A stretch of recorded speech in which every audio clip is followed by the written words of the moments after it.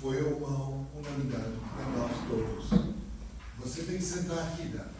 Hoje você sentou o dia todo aqui, agora você está aqui. E nós, na verdade, pensamos no Moacir. Eu, particularmente, tenho uma vivência com o Moacir muito interessante. O Moacir, durante muitos anos, vinha para São Paulo regularmente dar palestras. Ou ele estava na Benegrito, ele estava nas Pioneiras, ou estava na Vitor, em todos os cantos. Até na CIP ele foi também, foi em tudo quanto é lugar. E eu não conseguia nunca pegar ele para conversar, porque sempre tinha um meio de campo difícil. E aí eu fui participar, junto com o Centro de Cultura Judaica, que na época antiga Unibis, né, cultural, e nós tínhamos uma parceria, inclusive acho que foi na época que a gente fez o Kesha também, com eles sobre a Bienal do Livro, que a Federação patrocinava, o Centro da Cultura Judaica também, um estande para as editoras judaicas. Então tinha vários livros judaicos lá. E eu, como participante, divulgador, eu estava junto lá com eles. Quando eu vi que o Moacir vinha, eu fui falar com o Luiz Schwartz, falei, Luiz, preciso falar com esse cara. Ele falou, olha, tem pouco tempo. Eu falei, me consegue um tempo. Eu negociei com o Luiz não é de falar muito, e ele foi, voltou, ele viu que eu estava falando muito, ele falou, melhor resolver logo. Aí ele me deu 10 minutos e num cubículo do stand deles, onde eles guardavam talvez livros, e nós dois ficamos lá conversando. Nós ficamos os 10 minutos como se fôssemos antigos amigos, conversando. Foi impressionante. Eu, pela admiração que eu tinha, ele não sabia nada de mim, ele nem sabia quem eu era, sequer.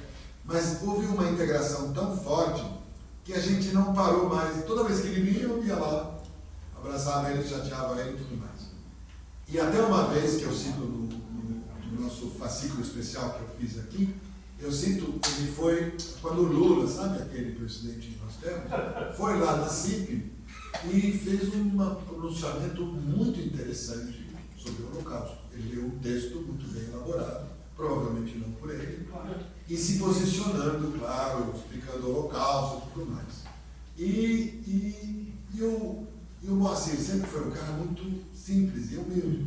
Então ele chega, ele está em São Paulo, ninguém sabia que ele estava em São Paulo, e ele chega na CIP e começa a botar o azul, botar o verde, porque o presidente vai, então a polícia. E eu tinha um botão, porque eu, como da CIP, eu tinha um lugar lá na frente.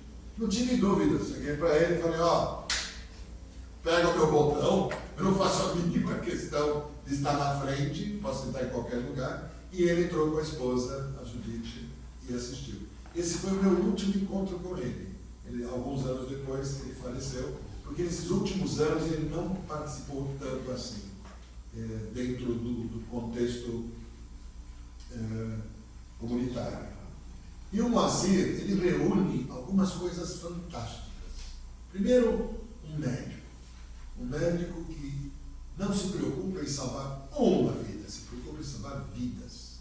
Um médico sanitarista é um médico incrível, porque ele está preocupado com todos. O mais incrível tem a seguir. Ele é um judeu muito parecido comigo. Não gosta muito da sinagoga, mas gosta da parte cultural do que é judeu. E trabalha isso de uma forma espetacular. Eu estou reproduzindo, ele fez, com o primo dele, o Carlos Guier, ele fez uma Haggadah, interpretou uma Haggadah moderna, e o texto é brilhante. Eu já usei esse texto muitas vezes, e eu estou reproduzindo ele também, e contando a história do ponto de vista da família dele, do irmão dele, que é o nome esquisito de Vilmir, sei lá como é que se chama o nome do irmão, escreveu muito sobre o Moacir. O Moacir era, na verdade, uma pessoa muito simples, mas acima de qualquer simplicidade e humildade. O brilho dele, que era incrível, ele simplesmente não usava a pose de Estado. Ele entrava com uma humildade assim fantástica. E ele cativava todo mundo que estava ao seu torno. E era um sionista. Um sionista daqueles mas com argumentação concreta.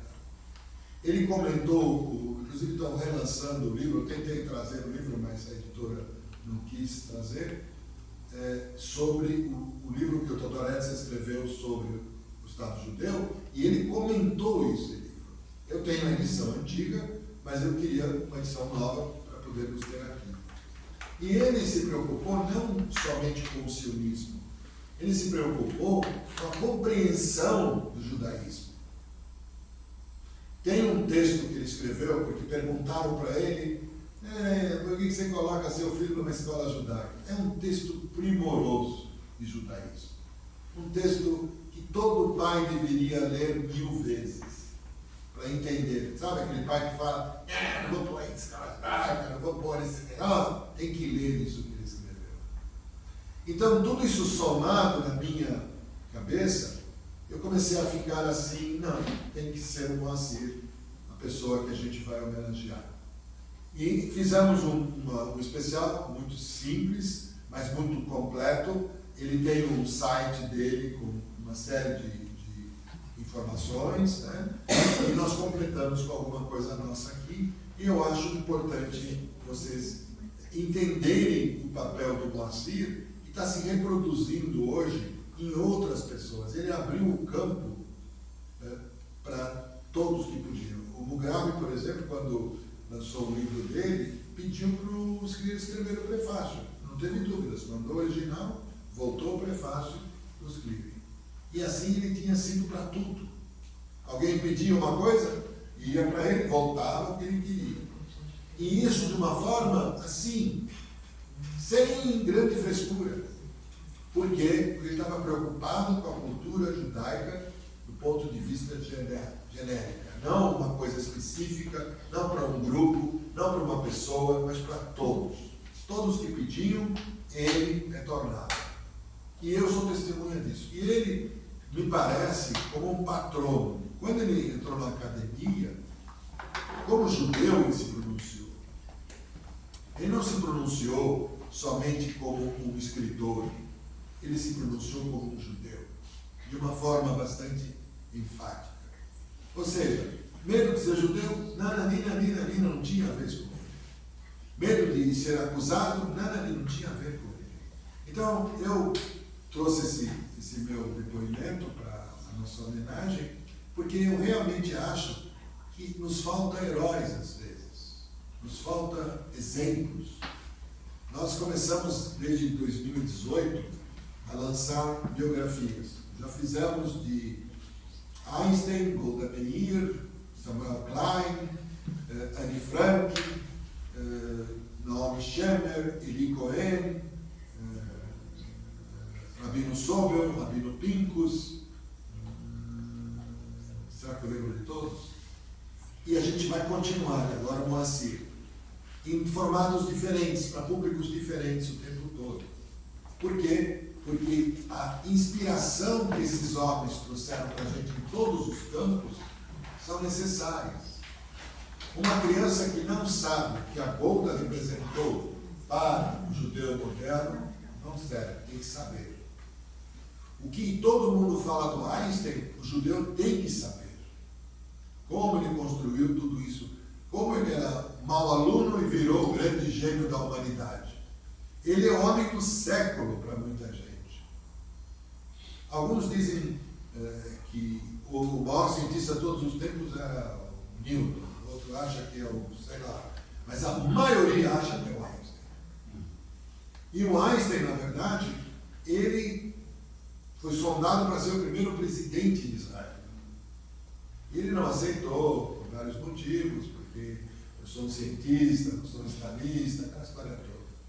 Mas ele estava envolvido em uma série de coisas desse aspecto. E assim a gente tem feito, nos preocupando em passar essa coisa para todos. Ok?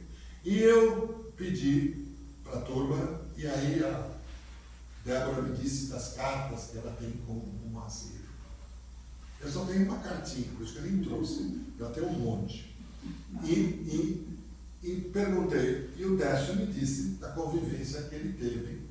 E aí eu falei, vocês vão na mesa junto comigo, porque eu preciso preciso saber disso. Eu preciso que as outras pessoas saibam e que a gente marque isso.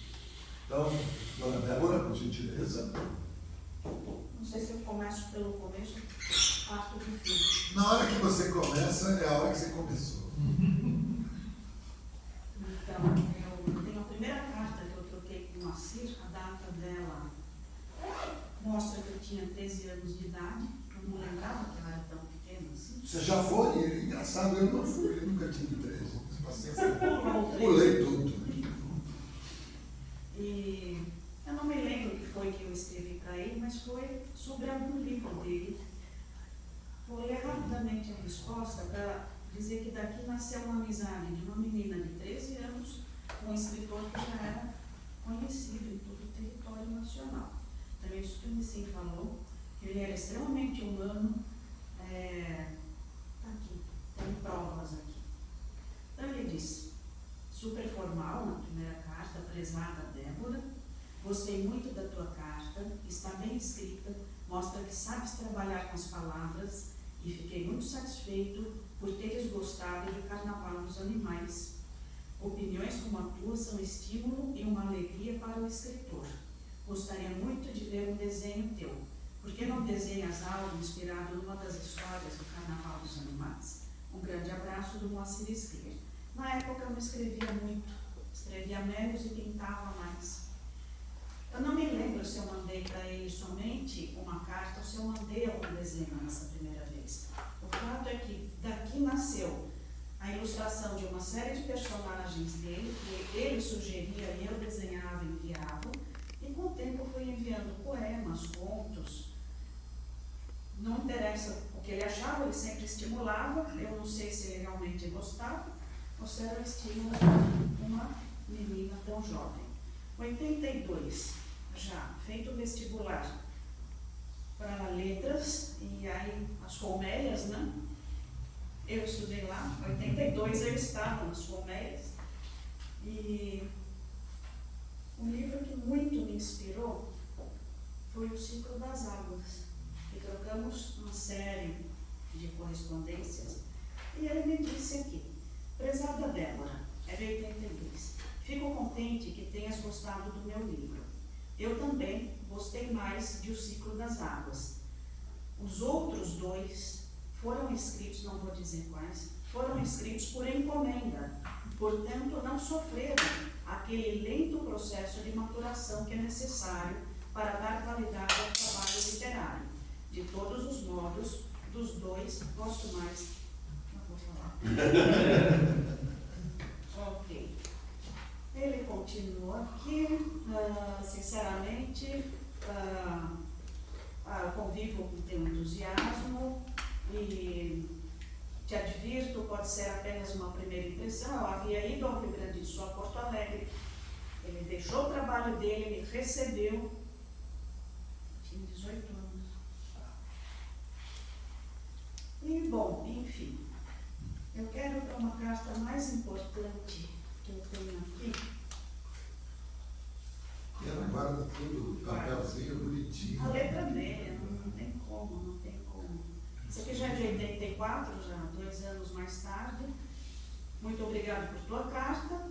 Bom que gostaste do Rafael Mendes. Aliás, concordo contigo numa coisa, acho que o Rafael Mendes, médico, aí nós vamos entrar no outro tema, é um personagem intenso, com uma intensa história que ele vive. Essa história até podia ser um outro livro. Assim, não admiro que tenhas encontrado dificuldade nessa parte. Fico contente com teus bons resultados na faculdade, e concordo contigo. Acho que o Yiddish toca a gente mais que o hebraico.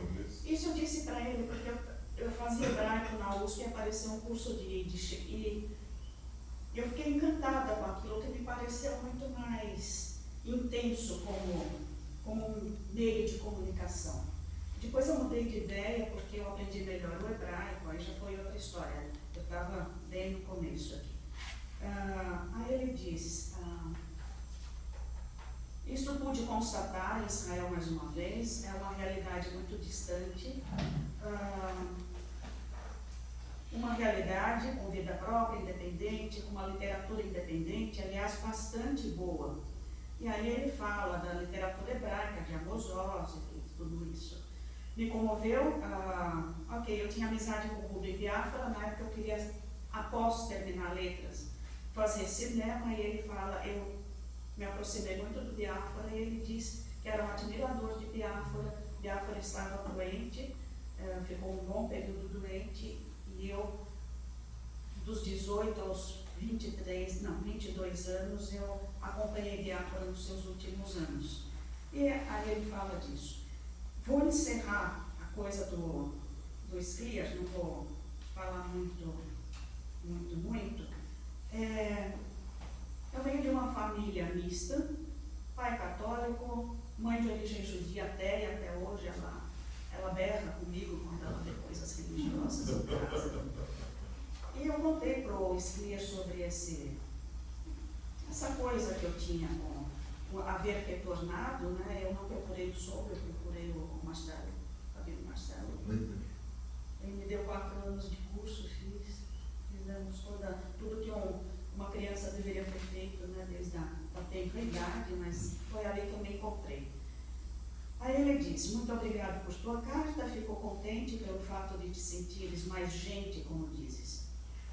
Eu tinha falado mente, né? Que isso esteja ligado ou não, a tua opção ao judaísmo até me interessa muito. E aí vocês vão entender uma coisa que a gente estava falando hoje o dia todo. O importante é a gente estar bem consigo mesmo. Também não é muito importante, acho, a prática da religião judaica, mas o conhecimento do judaísmo, de seus valores éticos e de sua rica tradição cultural. Isso é algo capaz de beneficiar qualquer pessoa, e é muito necessário nesta época em que tais valores estão sendo postos em questão. Aí ele fala, na época, o massacre dos palestinos é de 82. Enfim, acho que o conhecimento e a emoção enriquecem a nossa vida. Tenhas uma vida muito rica e feliz, é o que desejo, Moacir. Nessa época foi quando eu ganhei uma bolsa para Berlim, fui fazer 2 anos na Universidade de Berlim. Acabei perdendo depois o contato com Scliar, também minha vida mudou completamente, mas ficou tudo aquilo que na época não existia internet, então a gente guarda, hoje passa lá no feed, a gente depois não acha mais, né? Não, é uma coisa terrível. E meu livrinho que está aqui autografado, para a Débora, homenagem à cultura, sensibilidade e à inteligência, não sei onde que ele viu tudo isso, sensibilidade sim, que eu sou tonta, mas enfim. Aí eu queria só fechar, assim, sobre o tema que foi do que identifica o judeu, como é que se diferencia. Algumas das pessoas aqui presentes sabem, não faz nem 2 meses eu perdi meu marido após um longo período de doença. Ele entrou no hospital para fazer uma cirurgia e depois de 2 meses e 18 dias ele saiu morto. E eu venho tendo sonhos assim muito significativos, e um dos sonhos era um tipo de um hospital, poderia ser um sanatório, não sei. E eu estava ali totalmente perdida e sabia que eu não poderia encontrá-lo, quando eu ouvi a Dona Olan. E eu no sonho entro numa sala e dá um grupo cantando a Dona Olan. E aquilo me trouxe paz, porque eu pensei, não importa onde eu estiver, quando eu encontro os meus, temos a mesma língua e nos reconhecemos e nos sentimos amparados. Esse foi o sonho. É claro que esse pensamento não veio tão elaborado assim, mas eu consegui depois perceber o bem que me fez encontrar aquelas pessoas. Então, eu acho que a questão da identidade vai para além dessa coisa da religião, da política, mas vai por aquilo que toca a nossa alma, o nosso coração. É isso, se muito bem. Quiserem.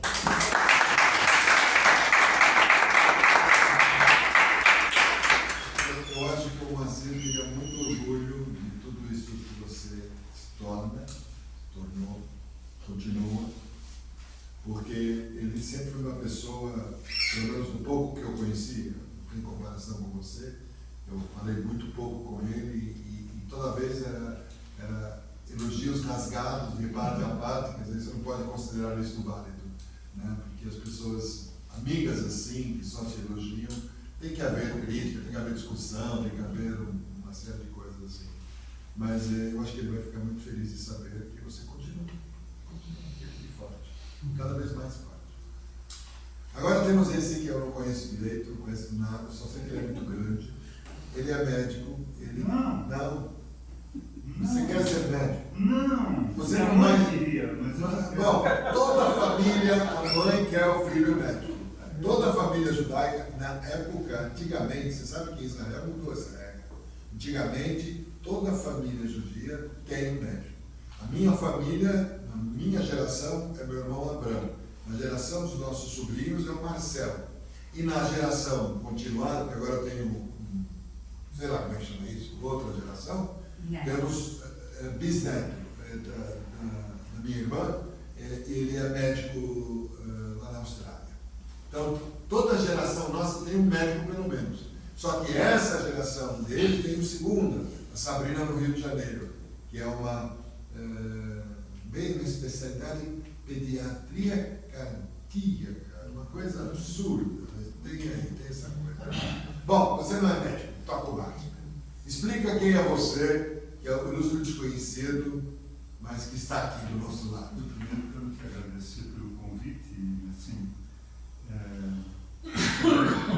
parabenizar ela. Fiquei muito emocionado com a tua abordagem e a singeleza que você teve ao trazer as cartas, né?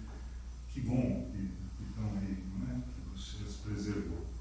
Mas obrigado, Nessi. Meu nome é Décio Zilberstein, eu sou professor da Universidade de São Paulo e sou escritor. Eu quero fazer essa homenagem para Moacir Ciro, participar com vocês dessa homenagem a Moacir Ciro, eu pensando qual é a porta de entrada. E eu escolhi uma porta de entrada que tem a ver com uma regularidade. Quando a gente vê coisas que têm uma certa regularidade, a nossa cabeça pede explicações, né? E para mim a regularidade existem algumas profissões que têm muitos médicos. Entre elas eu vou citar 3. No direito, que tem muitos escritores. Entre elas eu vou citar 3. No direito, nós temos juristas, escritores. Jornalismo, nós temos um gênero jornalista e escritor. E a medicina, sem dúvida, tem uma regularidade aí. A pergunta é por que isso acontece, daí eu vou chegar no Moacir em alguns instantes. A minha primeira pergunta é como é que a gente explica? Quem me trouxe uma pista para explicar foi um nome já falecido que eu conheci na Universidade de Perugia, o nome Túlio Cepili. O professor Cepili, ele era um antropólogo, filho de pai médico italiano em Perugia, comunista durante o período fascista. E a mãe, antropóloga, especialista em índios brasileiros, ambos do Partido Comunista Italiano, e eles tiveram que sair da Itália. O jovem Cepili vem parar em São Paulo, estuda no Dante Alighieri e se forma em Ciências Sociais na USP, no mesmo grupo de Fernando Henrique Cardoso. Portanto, foi exposto àquela formação que você nos falou hoje, não é? Os clássicos que trouxeram a escola francesa. E ele volta no pós-guerra para a Itália e funda uma fundação voltada para a saúde humana. O professor Cepili eu encontrei lá um dia, e essa seria uma outra história para contar. Mas anos depois ele nos convida, a mim e a Rose, que está aqui, para uma palestra na Faculdade de Medicina. E nessa palestra ele incomoda aqueles jovens futuros médicos terrivelmente, porque ele dizia o seguinte: olha, vocês têm que aprender a alma humana, vocês têm que se comunicar com o outro, com o desconhecido. Vocês têm que serem capazes de se colocar no lugar dele. É isso que faz o médico. Isso ficou na minha cabeça, o professor Cepili já se foi, mas quando eu pensei no caráter do Moacir Slier, eu pensei justamente nessas colocações que o Cepili fez. E daí eu comecei a pensar, puxa, quantos escritores médicos nós temos? Muitos, né? Guimarães Rosa, Pedro Nava, memorialista, eu vou citar Dalcídio Jurandir, Dionélio Machado, Ciro dos Anjos, Santana Filho, querido amigo contemporâneo, publicamos juntos na mesma editora, psiquiatra e psicanalista. Mário Martins. E quantos? Bom, se a gente sair do caso brasileiro, eu fiz uma lista aqui: Arthur Conan Doyle, William Carlos Williams, Caleb Lucini, do Caçador de Pipas, Mikhail Bulgakov, Chekhov. Né? E essa lista seria interminável. Parando um pouquinho no Pedro Nava, eu conecto também com as ideias do professor Cepili. O Pedro Nava, ele é um homem que praticamente escreveu outras coisas. É um livro, na verdade, são 6 ou 7 volumes, né? As Memórias. Ele foi o memorialista brasileiro. E aí ele explica, nesse trânsito da família dele da Itália para o Ceará, do Ceará para Juiz de Fora, do Juiz de Fora para o Rio de Janeiro. Ele chega no Rio de Janeiro em ruínas, a família tinha perdido tudo, o pai queria ser médico, conseguiu ser farmacêutico, mas ele fazia pequenas cirurgias em casa, e o jovem Pedro Nava via aquela cena e o cheiro. Ele descreve o cheiro que ele sentia do formol, né? E aí o Pedro Nava, ele avança como médico na área da saúde pública e escreve uma obra maravilhosa. Pedro Nava desce fundo na alma humana, com toda certeza, tal como o Moacir fará, eu faço já um comentário, e a narrativa dele foi marcada fortemente por uma profunda descrição dos personagens, ou seja, ele via a alma humana na prática médica. Né? Avançando um pouco, caiu no Moacir Slier, né? Aí é o caso, é o protótipo do homem que sabia ler a alma humana. E ele, entre ficção, ensaio e memorialismo, está ali o marcado sentido humanista desse médico sanitarista. Vou falar 2 obras, entre muitas dele, a Majestade do Xingu, quando ele retrata a vida do Noel Núteus, outro médico sanitarista indigenista, ligado ao Partido Comunista Brasileiro, judeu, sem dúvida. E esse livro é maravilhoso. Eu quero voltar uma pequena passagem que marca o caráter humano de Moacir Slier ao falar de outro não autor, mas outro médico. E o outro livro é Sonhos Tropicais. Oi, filha, tudo bem? O outro é Sonhos Tropicais, onde ele fala de Oswaldo Cruz, não é?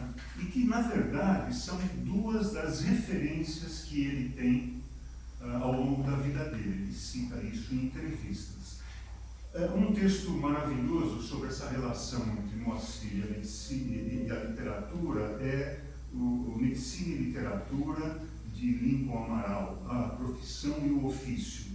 O Lincoln Amaral, ele explora um pouco as dualidades que existem no caráter da vida e obra de Moacir Slier.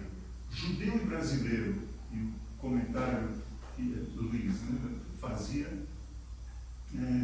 dessa característica de identidade. Né? Ele tinha a profissão do médico e o ofício literário, né? É a ciência da medicina e a arte da literatura. Né? Essa dualidade é muito bem explorada pelo Lincoln Amaral. Eu gostei muito do texto dele. E tem um caráter que, quando a gente fala de humanidade, eu acho que o humor, ele reflete muito. E se a gente fala de escrita e judaísmo, a gente necessariamente recai no humor judaico, e tem um texto do Moacir Slier, quando ele descreve, ele fala do Noel Núteus, o livro que eu mencionei, que está no leito de morte, no Rio de Janeiro. E o Noel Núteus tinha uma característica: ele era comunista e ele era profundamente respeitado pelos militares. Nós estamos falando do período da ditadura. da ditadura, ele morreu em 73, o Lúteus, era Médici no poder e era o Geisel na presidência da Petrobras. E o Moacir Slia narra de uma forma maravilhosa a visita que o grupo de generais faz ao Dr. Lúteus no leito de morte. E os generais entram no quarto e o Geisel pergunta para o Lúteus: e aí, doutor, como o senhor está? Ele fala: como o Brasil, general, como o Brasil. Por quê?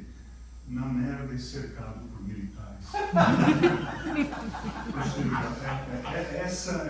Aí é a pena do Moacir tratando esse momento dramático, a morte do Lúteus. Bom, eu queria destacar, e eu já termino com isso, alguns pontos da obra do Moacir Slia. Primeiro, a presença do perfil judaico, e aqui eu quero colocar um ponto.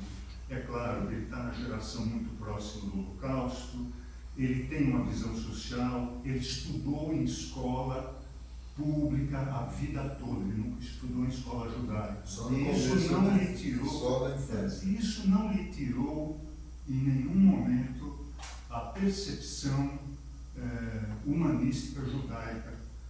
E eu temo que, se vivo fosse hoje, ele estaria tão contrariado como eu, né, a respeito do que nós estamos vendo. Mas a característica dele é um movimento sionista de esquerda e é o humanismo profundo que caracteriza, com toda certeza, a cultura judaica.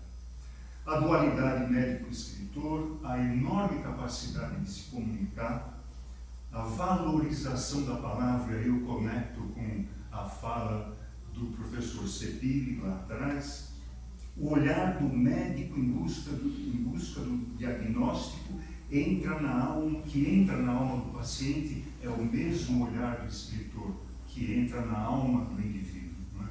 Então essa conexão é muito forte, a aptidão de se colocar no lugar do outro. E aqui eu quero fazer um comentário. Essa aptidão que Moacir Slia e vários escritores e artistas têm de se colocar no lugar do outro, de certa forma desafia a tese do lugar de fala, que me incomoda muitas vezes, confesso que me incomoda muitas vezes. Se eu sou capaz de me colocar como ser humano, eu me coloco no lugar de qualquer cor e de qualquer cultura, e Moacir fazia isso.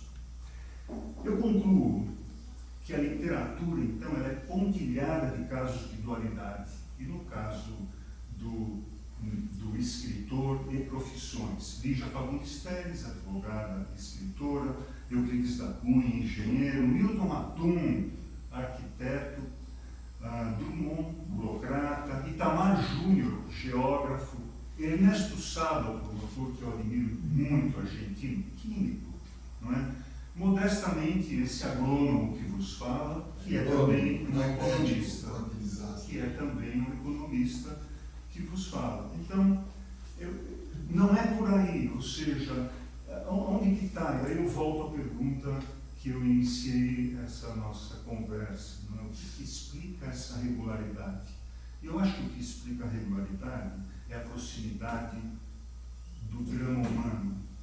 Nada substitui a sensibilidade humana, essa mesma sensibilidade que Débora compartilhou conosco agora. A capacidade de olhar e ver, de se colocar no lugar do outro, de compreender o sofrimento humano. Eu quero concluir com uma frase que eu acho linda do Moacir, e com isso eu concluo. Ele coloca o seguinte, no livro Aprendendo a Amar e a Curar: a medicina e a literatura são duas profissões que têm muita coisa em comum. Ambas têm uma abertura para o humano, exigem comprometimento intenso, ambas valorizam a palavra de modos diferentes, a palavra terapêutica na psicoterapia, por exemplo, e para a literatura, a palavra que é a chave da criação estética. Não é de se admirar que haja grande número de médicos escritores. A minha vivência como médico influenciou o meu trabalho literário. A experiência da doença, do sofrimento, da morte mudou radicalmente minha visão de mundo. O meu trabalho como sanitarista me revelou uma realidade social que eu, de família de classe média, ele pontua, não conhecia. E com isso eu concluo, talvez de forma inconclusiva. Creio que É claro que essa regularidade aparece, os médicos estão aí, mas há médicos e médicos. O que conta é a sensibilidade. E que bom que nós temos na história da medicina a sensibilidade de um Moacir Slier, de um Pedro Nava, de um Guimarães Rosa, e por aí vai. Se o Nessim me permitir... Eu vou permitir daqui a 5 minutos. Eu só quero ler um trecho daqui que eu falei da escola. Eu acho importante que vocês escutem só um pedaço. E, na verdade,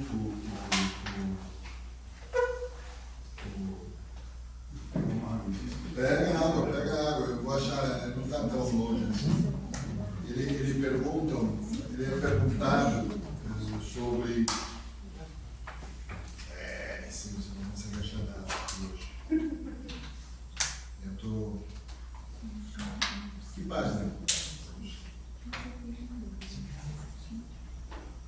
Eu marquei achei, está bem grande aqui na minha frente. Eu estava segurando, eu fiquei nervoso. Às vezes eu fico nervoso, gente. Vocês não acreditam, mas eu fico. Eu sou uma pessoa normal.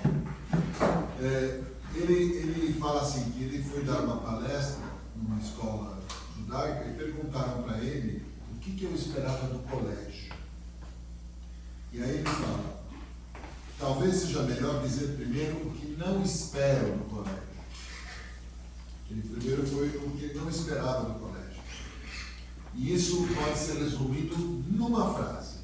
Não espero e não desejo que um colégio judaico transforme o meu filho num ritualista, numa pessoa que cumpre preceitos religiosos sem saber exatamente o que está a fazer nem porquê, numa pessoa rígida, intolerante, voltada para o passado, uma vez está preocupada com o presente e com o futuro. Na verdade, o judaísmo, ele ensina você a saber muito bem de onde você vem e para onde você vai.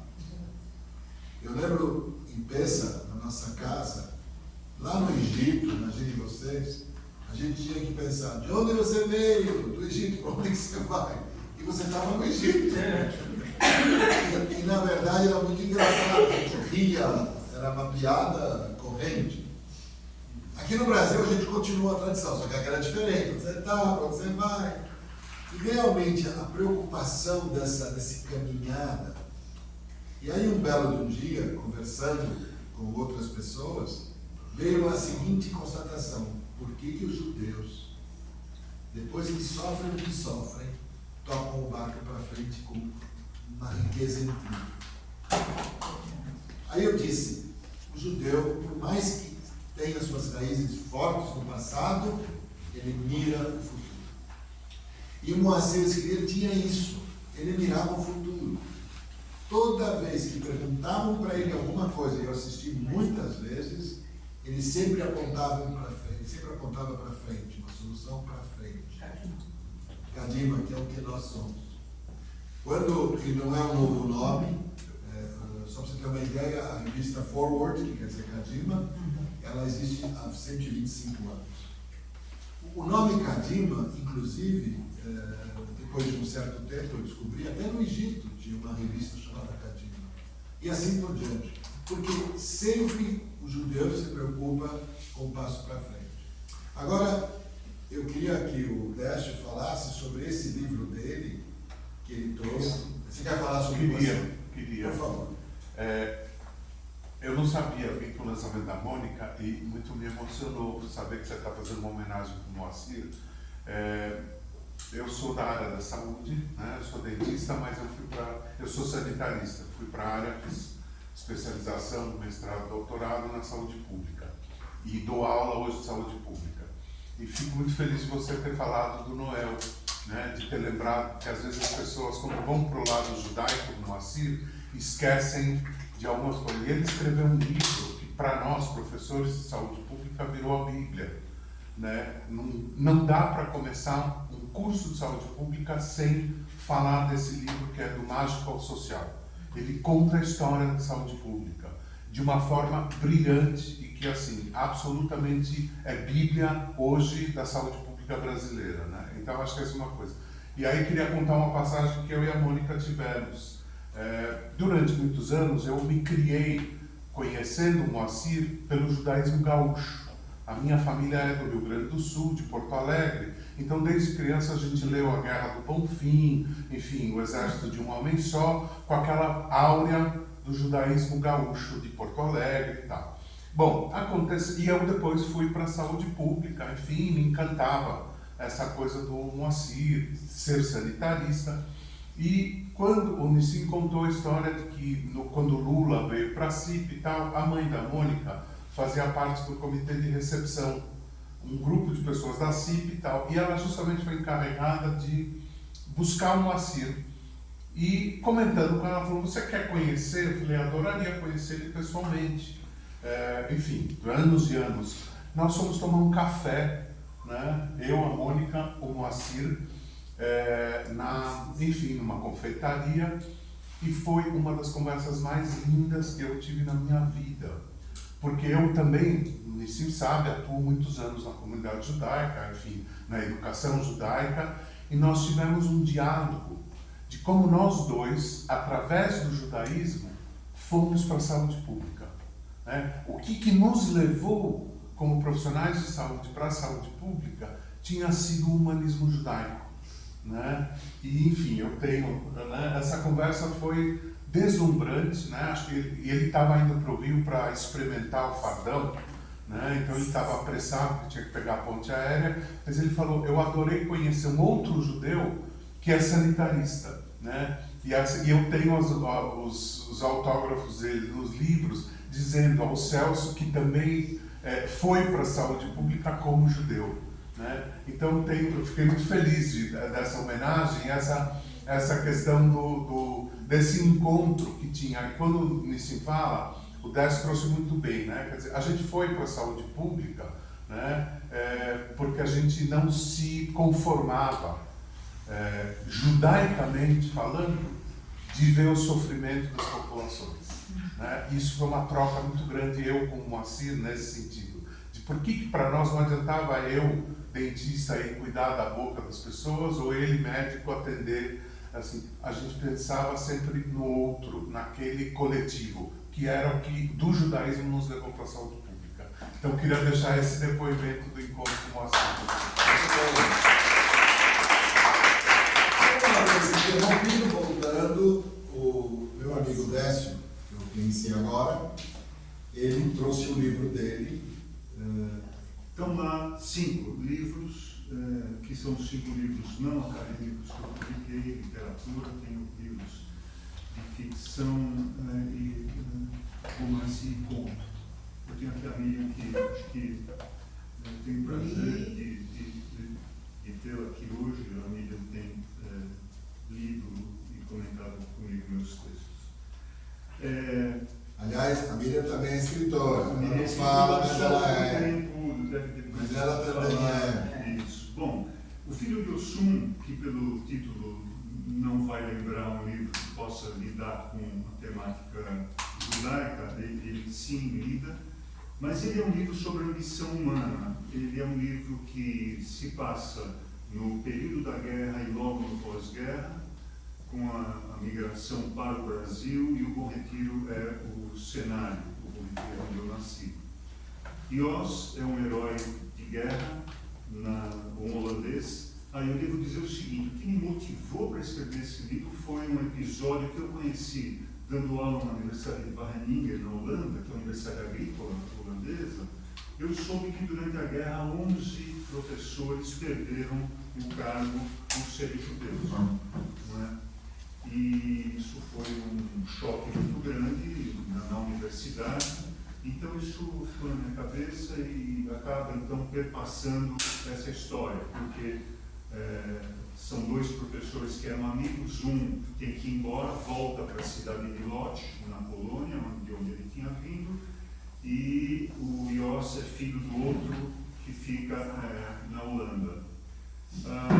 O fato é que esses 2 jovens acabam migrando para o Brasil, que são os filhos desses 2 amigos, só que o Ios, ele fica até o final da guerra, e a Hannah, ela acaba se prostituindo no conflito. O texto tangencia o tema das polacas, mas não é sobre as polacas, né? Aqui no Brasil, ela conhece uma mulher que é uma filha de Oxum, a Preta Lina. E aí, essa mulher ampara a ambos, ao Iós e a Ana. Iós enriquece fazendo pequenos e grandes negócios legais, e ele tem a dualidade, que é interessante explorar em literatura, a dualidade humana. Ele é um herói de guerra, mas um Drácula, que ele vai explorar a própria amiga, quase família, né? Eu vou só ler muito rapidamente 2 pequenos trechos do livro, se você não me permite. Se o pessoal aguentar, manda bala. Não, então lerei um só, que é na biblioteca vazia. Ana Léa pensava no que aconteceu. A polícia tinha fechado os puteiros da rua Professor Lombroso e Moraes, mas ela permaneceu na casa. Oi, vê, que mal eu fiz na vida. E esse governador e o prefeito, moralistas de merda, fecharam os puteiros pobres, mas deixaram funcionando aqueles que eles frequentam longe daqui.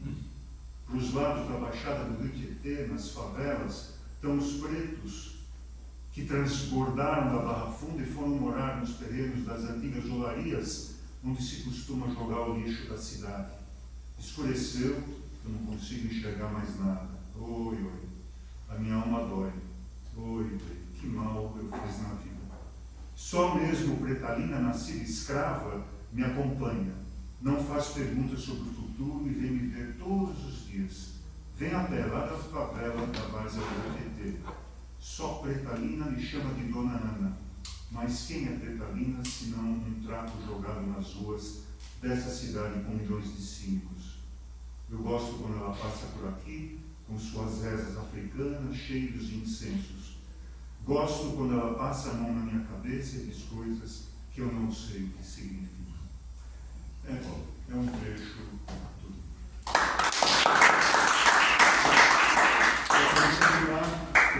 Para quem se animar em comprar, temos é pessoas. só falar com o Nissim que... Eu ensino, fala, só fala o tempo todo. Se alguém quiser, o Luiz também está aqui para autógrafos, todos estão. Esse povo não compra.